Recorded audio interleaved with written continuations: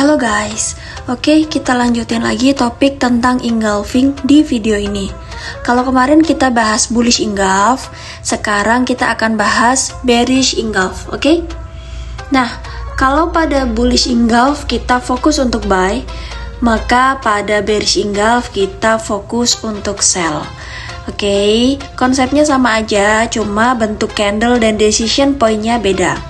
Biar lebih jelas, Luna akan tulis coret-coret di sini deh ya. So, basicnya pada bullish engulf kita fokus buy, dan sebaliknya pada bearish engulf kita akan fokus untuk sell. Nah, untuk sell ya, jangan sampai kebalik. Bullish engulf kita buy, bearish engulf kita sell. Harus diingat ya. Fungsi bearish engulf pun sama dengan bullish engulf.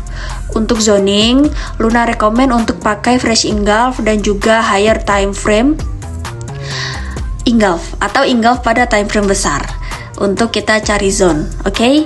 Time frame yang kita pakai, Luna rekomen dan Luna pakai juga adalah time frame H4 ke atas. Nah, untuk zoning, untuk kita cari entry. Dan untuk confirmation sama juga kita akan pakai small time frame untuk mencari confirmation.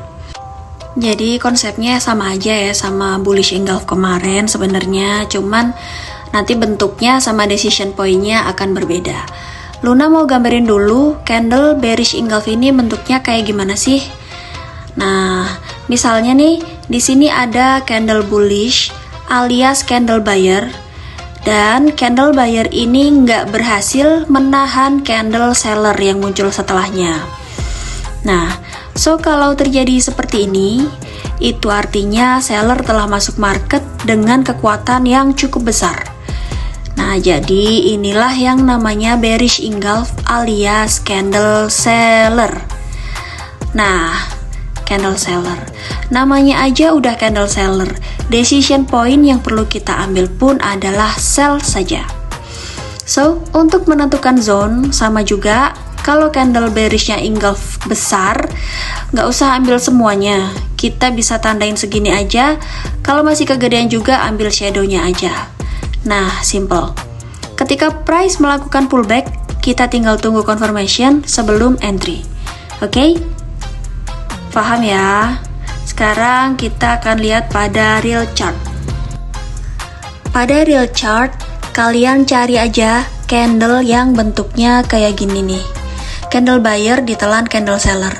Nah, kalian cari aja. So, Luna di sini nemuin satu. Oke, di sini nih. Terserah berapa biji candle, yang penting dia berhasil menelan candle buyer. Nah, kelihatan nggak di sini? Nah, ini kan candle buyer, bener nggak? Candle bullish. Bentar, Luna ganti dulu warnanya. Nah, ini candle bullish. Candle bullish. Jadi candle bullish ini telah ditelan oleh candle bearish, ya kan? Terserah, nggak urusan. Mau berapa biji pun candle bearishnya, yang penting dia berhasil menelan candle buyer. Nah, kalau terjadi seperti ini adalah bearish engulf. Setelah menemukan bearish engulf, kita bisa langsung marking zone aja.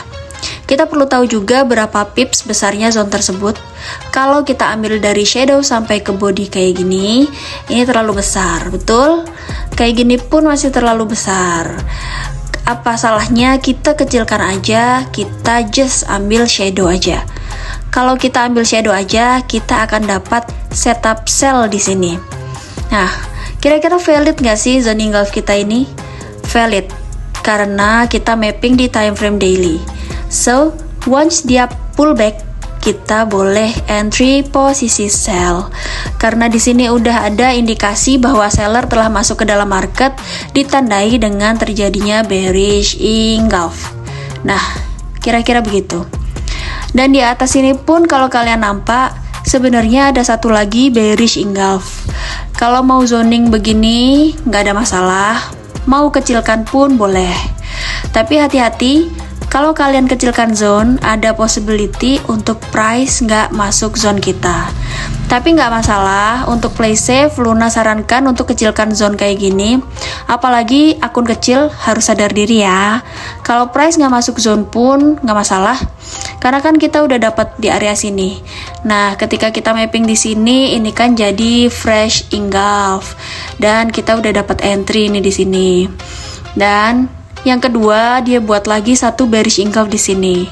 Kalau kita marking zone kayak gini, memang nggak akan dapat entry. Tapi nggak apa-apa.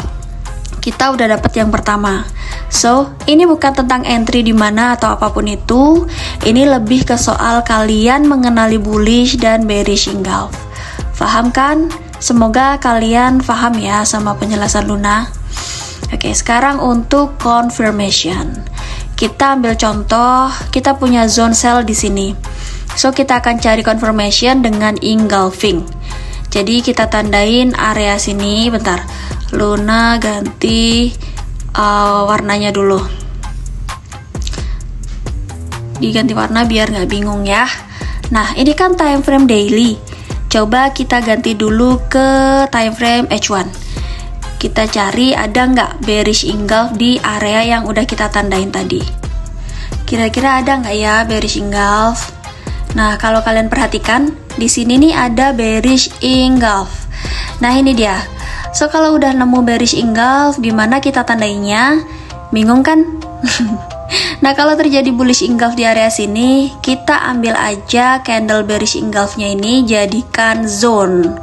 Oke, kalau terjadi bearish engulf sebagai confirmation, ingat, smaller time frame untuk confirmation. Ini adalah confirmation setup engulf kita tadi. So, kalau udah muncul confirmation, biar market jalan dulu. Once dia pullback balik ke dalam zone, kita entry sell dan price bergerak terjun. Ya kan? Nah, untuk confirmation pun dia berguna juga. Ini aja untuk materi bearish engulf kali ini. Sampai ketemu di video selanjutnya. Bye bye, happy cuan guys.